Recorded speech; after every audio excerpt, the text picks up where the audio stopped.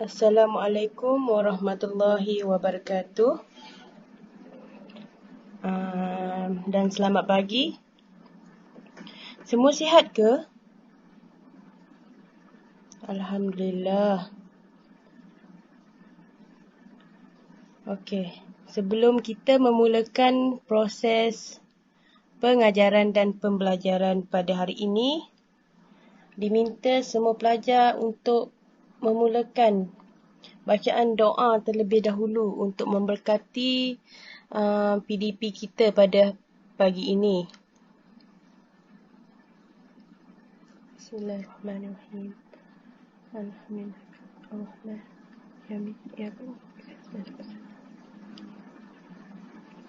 Amin amin ya rabbal alamin. Okey, seterusnya saya meminta ketua kelas untuk memastikan atau mengenal pasti pelajar-pelajar yang tidak hadir pada kelas pada hari ini, dan seterusnya memberi nama mereka kepada saya selepas selesai sahaja PDP pada pagi ini. Okey, tajuk yang kita akan pelajari pada hari ini ialah telekomunikasi dalam pendidikan, iaitu pembelajaran melalui web dan juga sistem telesidang. Apakah yang dimaksudkan dengan pembelajaran melalui web dan sistem telesidang?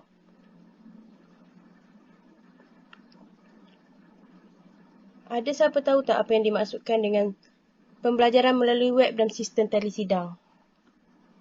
Okey. Antara kemudahan komunikasi yang disediakan ialah halaman web, perbincangan dalam kumpulan ataupun newsgroup. Yang ketiga, mail elektronik. Yang keempat, perbualan berasaskan teks ataupun chatting. Dan yang kelima, sistem telesidang, iaitu video, audio dan juga teks.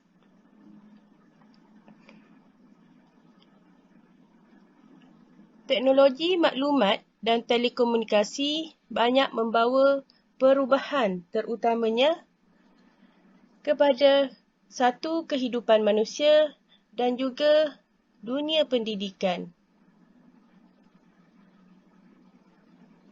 Setakat tu faham tak apa yang saya terangkan sebentar tadi? Okey, kita teruskan dengan antara dua jenis kaedah telekomunikasi dalam pendidikan yang kita akan pelajari pada hari ini ialah pembelajaran melalui web dan yang kedua, sistem telesidang dalam pendidikan. Okey, saya memberitahu definisi umum pembelajaran melalui web. Pembelajaran melalui web merupakan suatu medium penghantaran maklumat yang terdiri daripada pelbagai jenis maklumat dan tajuk. Segala maklumat yang terdapat dalam web disusun berdasarkan pautan not melalui sistem rangkaian dalam mempersembahkan pengetahuan. Terdapat beberapa definisi yang diberikan berkenaan dengan laman web. Muhammad Arif dan Muhammad Jasmi tahun 2000, beliau menjelaskan bahawa laman web adalah laman yang mengandungi pelbagai maklumat dalam bentuk teks, grafik, animasi audio dan juga video yang berdasarkan kepada citarasa dan kreativiti pembinaan laman web tersebut. Manakala, menurut Zulkifli tahun 2001 dan Zurina tahun 2009, beliau menjelaskan laman web ni ialah integrasi grafik, teks dan juga bunyi dalam satu halaman paparan. Melalui laman web, semua maklumat dapat diakses dengan hanya mengklik di hujung jari sahaja. Okey, saya akan terangkan peranan teknologi dalam pendidikan. Terdapat pelbagai peranan teknologi dalam pendidikan. Yang pertama, meningkatkan kecekapan dan juga keberkesanan hasil pembelajaran. Seterusnya, menjadikan proses pengajaran dan pembelajaran lebih aktif. Yang ketiga, mewujudkan suasana pembelajaran yang menyeronokkan. Di sini, apa dia maksud pembelajaran yang menyeronokkan ialah pengajar ni dia boleh melakukan pelbagai aktiviti di atas talian, iaitu kuis menggunakan platform Kahoot, Quizlet dan sebagainya. Ia memberi keseronokan lah kepada pelajar untuk lebih memberi tumpuan tentang apa yang mereka pelajari. Dan yang seterusnya, meningkatkan kemahiran guru dan pelajar. Meningkatkan kemahiran guru dan pelajar ni, sebelum ni mereka tidak tahu sangat cara menggunakan web dan sebagainya. Namun, terutamanya semasa kita sekarang ni menghadapi pandemik COVID-19, kebanyakannya semua kerja dilakukan secara atas talian, tak kiralah dalam bidang pendidikan ataupun bidang-bidang lain. Jadinya, ia membuatkan guru dan juga pelajar ni lebih mahir dalam memanfaatkan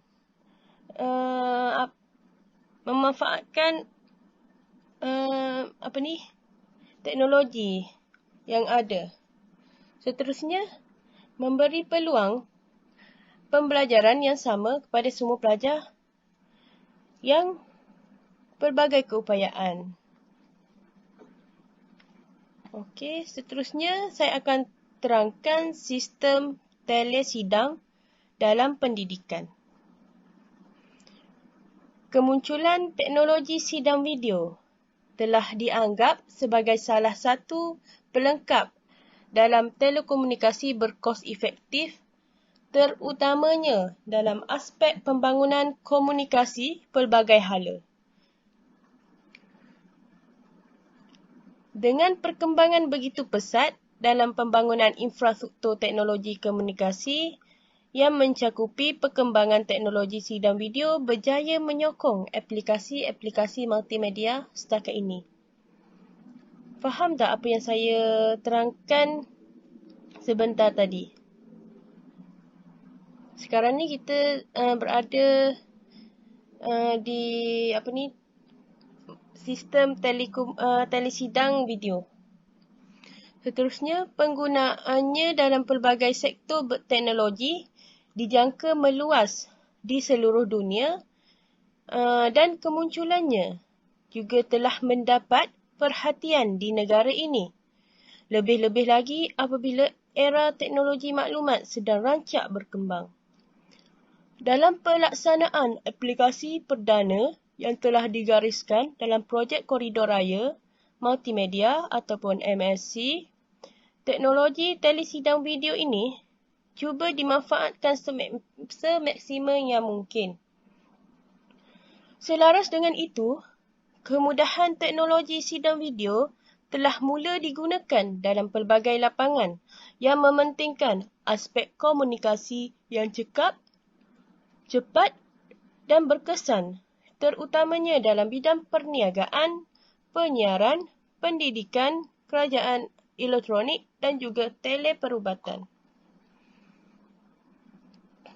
Telesidang video yang menggunakan komputer dan kamera televisyen untuk pindahkan imej video dan suara peserta kepada lokasi berjauhan yang mempunyai peralatan yang serasi.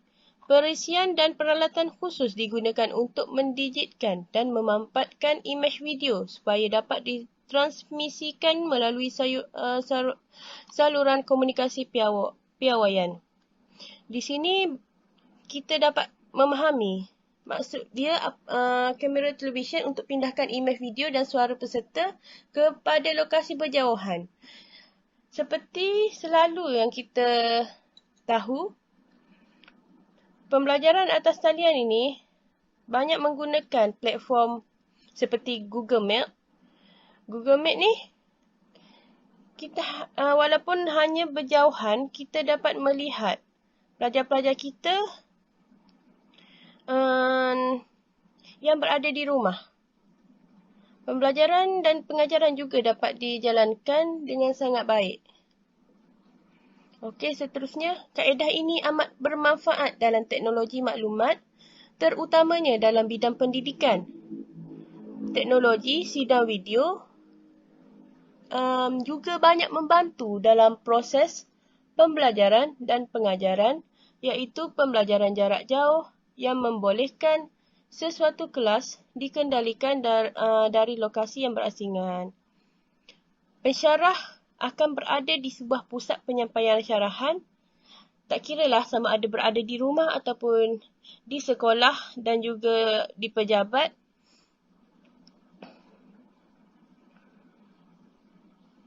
Dan beberapa kelas lain yang terletak berjauhan dari pusat tersebut boleh mengikuti kelas yang dikendalikan secara berterusan. Walaupun anda semua berada di rumah, kita dapat teruskan proses pengajaran dan pembelajaran seperti biasa walaupun hanya dalam talian sahaja. Pada masa yang sama, pensyarah dan pelajar juga boleh berkomunikasi secara interaktif menerusi talian video seolah-olah mereka berada di dalam sebuah kelas yang sama. Okey, di sini maksudnya pensyarah ataupun guru dapat bercakap dengan pelajarnya secara berdepan walaupun hanya menggunakan platform atas talian ini, iaitu dengan meminta pelajar untuk membuka kamera masing-masing semasa proses pengajaran dan pembelajaran dijalankan. Seterusnya, di sini terdapat beberapa kelebihan dan juga kelemahan penggunaan telesidang video. Yang pertama, kelebihan dia yang pertama, pertemuan secara visual. Tahu tak apa yang dimaksudkan visual? Okey, pertemuan secara visual ni ialah pertemuan secara maya. Okey, yang kedua ialah penggunaan yang sangat mudah. Maksud penggunaan yang sangat mudah ini ialah kalau seseorang guru itu mengadakan kelas melalui Google Meet, beliau hanya menghantar link kepada pelajar untuk mengikuti kelas pada hari tersebut. Pelajar hanya perlu menekan link yang diberikan dan terus masuk ke dalam kelas. Yang ketiga, mendekatkan dua destinasi, menjimatkan kos dan masa perjalanan. Mendekatkan dua destinasi. Saya berada di sekolah dan anda semua berada di rumah. Menjimatkan kos pula. Anda semua tidak perlu menaiki kenderaan untuk hadir ke kelas. Dan masa perjalanan juga amat singkat sebab anda semua kan berada di rumah.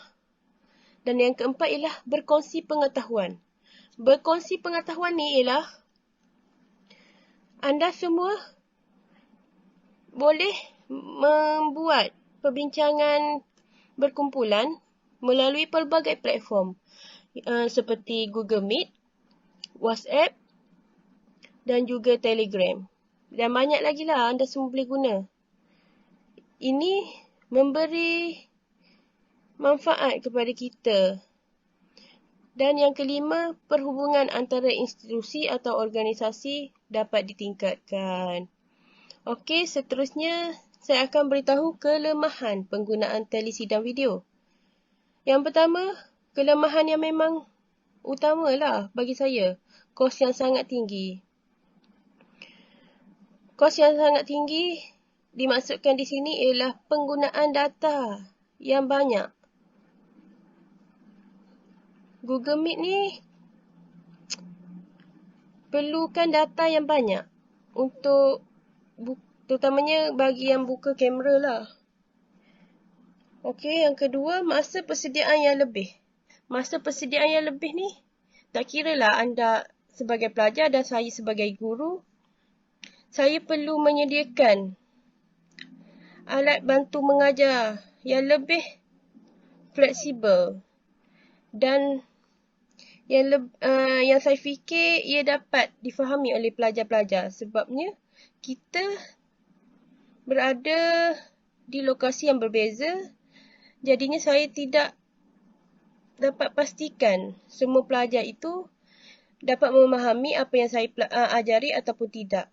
Namun, dengan ikhtiar penyediaan alat bantu mengajar yang lebih efektif dan juga fleksibel dapat membantu sedikit sebanyak pelajar untuk mengulang kaji pelajaran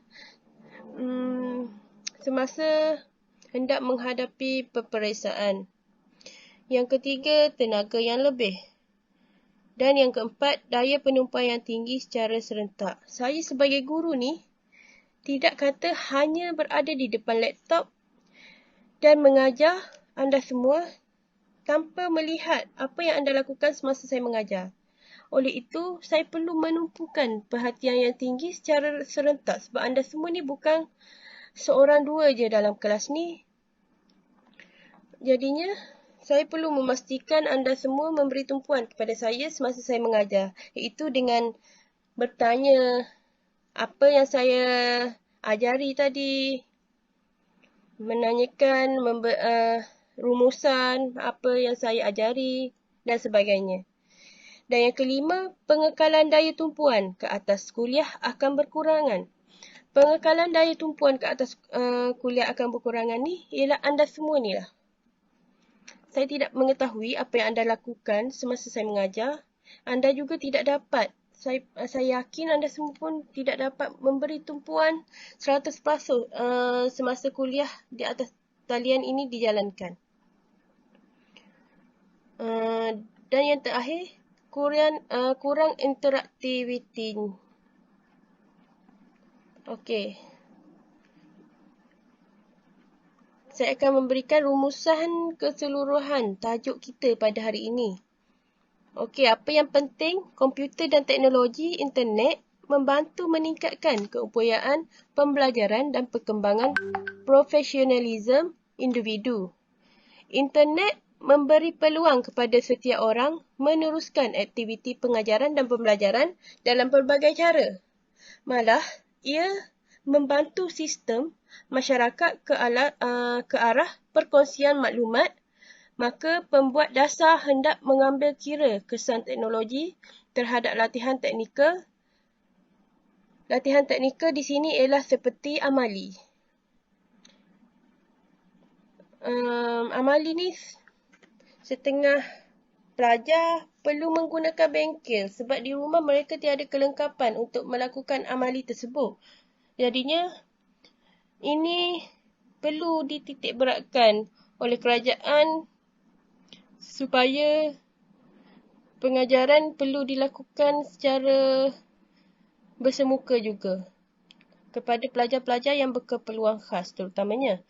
Okey, pedagogi dan infrastruktur baru yang diperlukan untuk melakukan transformasi terhadap sistem pendidikan, terutamanya sekolah.